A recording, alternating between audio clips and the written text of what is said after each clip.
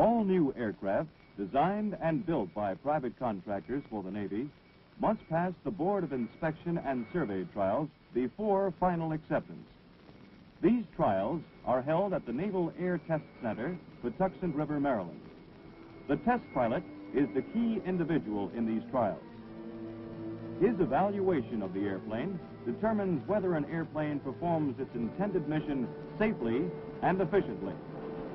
There is a continuing need for the specially trained test pilots who do this testing.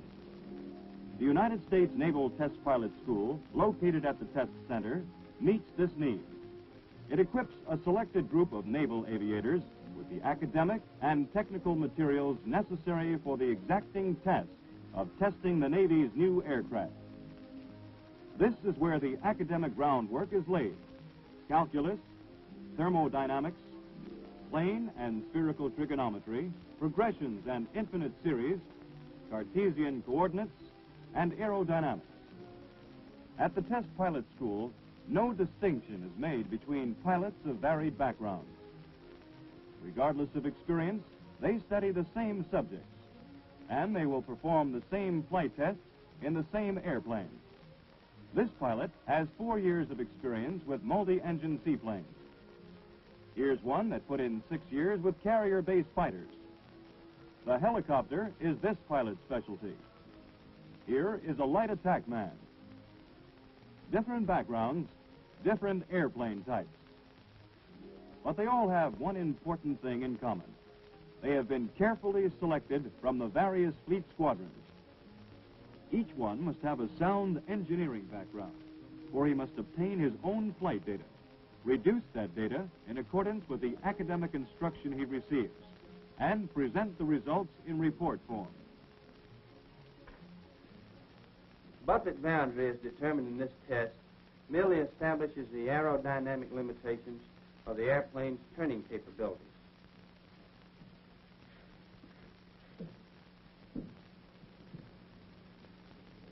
This limitation may be imposed by the buffet itself, by the lack of elevator effectiveness, or by an accelerated stall. After the morning classes are over, the pilots check their flight syllabus board. This is their flight schedule for the day. As a general rule, the afternoon test flights are based on material covered in the classroom immediately prior to the flight. In this particular Buffet boundary test, the pilot is interested only in establishing the aerodynamic limitations of the airplane's turning capabilities. After a thorough ground check of the airplane, the pilot is ready to perform the test. An experienced Navy test pilot flying a parallel course in a chase plane will act as an observer during the test flight.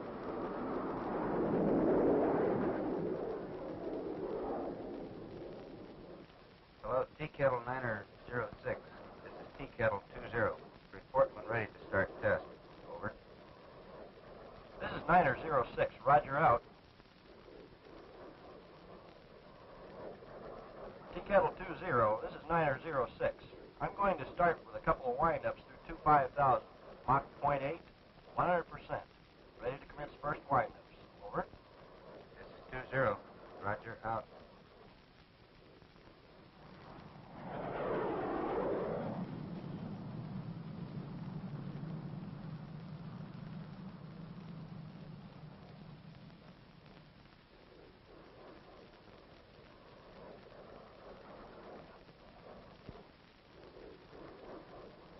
This is 906. Onset of Buffet, 3.8. Over. This is 20. You're in the ballpark. Stand by for wind-up at Mach 0.9er. Over. This is 906. Roger, out. The actual flight completed, the problem is still not solved until the pilot completes his flight test report. To accomplish this, the pilot must reduce the data he has obtained during his flight, and, when necessary, plot the results in a graph form.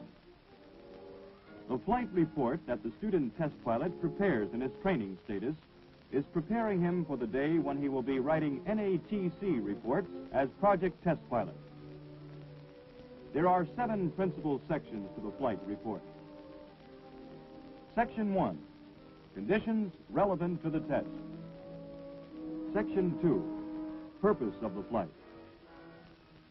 Section 3, the scope and method of the test. Section 4, results and discussions. This is essentially the body of the report, and information contained here is derived directly from the data obtained during the flight. The data is both quantitative and qualitative.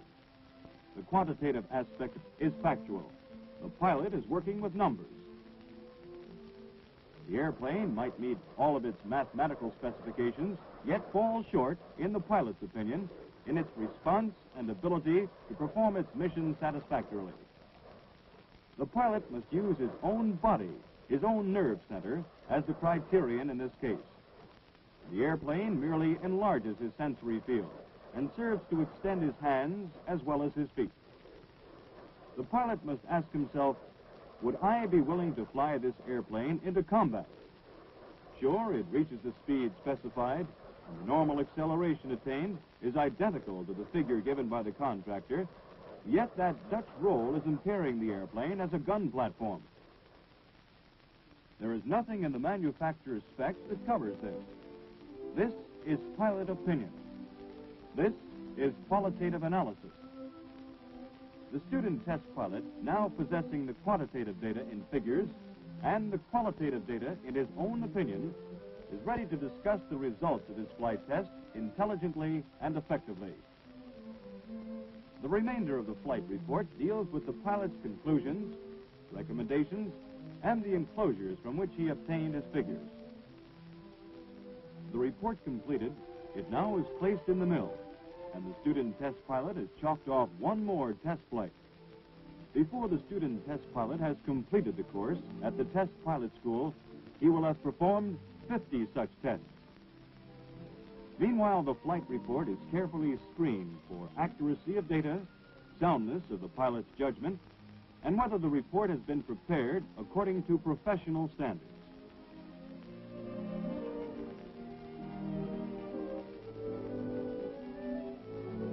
In most cases, the reports will be satisfactory. In some cases, outstanding. And every now and then, an unsatisfactory report crosses the desk. Errors in reporting must be corrected in a rewritten report. However, errors in technique or obtained results require the student to go back upstairs for a repeat flight. As a part of their training syllabus, the student test pilots are given a tour of the 4 main test divisions at the Naval Air Test Center. Each one can expect to be assigned to one of these divisions upon his graduation from the test pilot school. The purpose of these visits is to acquaint the student with the specialized billets that are available for the graduate test pilot. Here at the Armament Test Division, the armament systems of the airplane are evaluated. To accomplish this, both ground and air tests of every weapon that can be attached to, hung from, or fired by a naval aircraft are conducted to ensure compatibility with the aircraft and its fire control system. Electronics Test Division determines the suitability of all electrical and electronic components of new airplanes. To do this, a series of checks and inspections are supervised by the project test pilot. The first one is the ground check. Many minor defects can be detected at this stage, such as improper insulation and wire routing. The flight phase of the electronics test is next. Here, the project test pilot determines the suitability of the equipment to perform in view of the airplane's mission requirements. As in all of the other test divisions, the project test pilot makes his final report, the detailed analysis of the equipment that has been assigned to him for evaluation. Flight test is another of the 4 test divisions. Its job is the evaluation of the airplane in terms of stability and control, airplane and engine performance, carrier suitability, catapult takeoff, and arrested landing.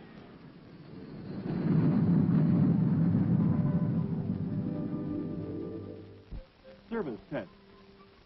It is the job of service test to find out at the earliest possible time any major defects in the airplane affecting its service use in regard to maintenance suitability, flight safety and reliability, tactical and all-weather suitability.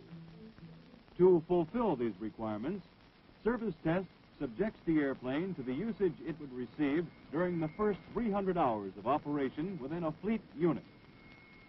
These flights are undertaken in all types of weather and simulate actual combat missions, including full armament and maximum load conditions.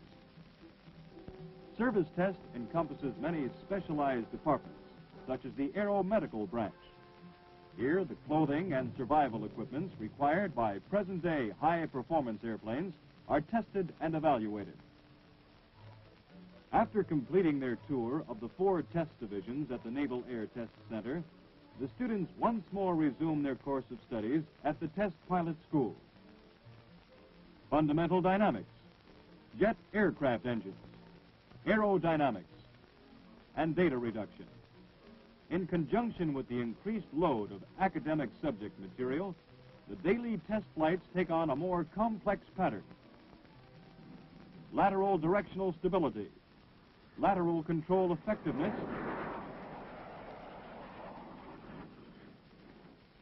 and high Mach investigation.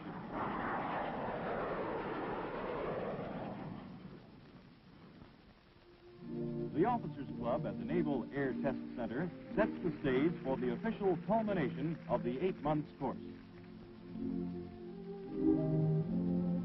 It is at this ceremonial dinner that the graduation certificates are presented to the pilots. This is what they have been working toward. This is the reward for their 8 months of intense study and grueling test flights.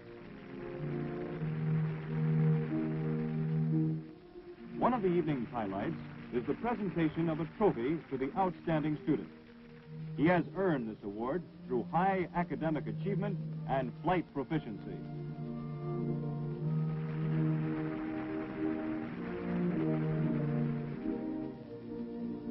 Graduates of the United States Naval Test Pilot School have gone on to distinguish themselves as aviation leaders wherever they have been later assigned, and in many instances will fly the same aircraft that they had previously evaluated for the Navy at the Naval Air Test Center. Their jobs as project test pilots for the Navy are among the most rewarding the service has to offer.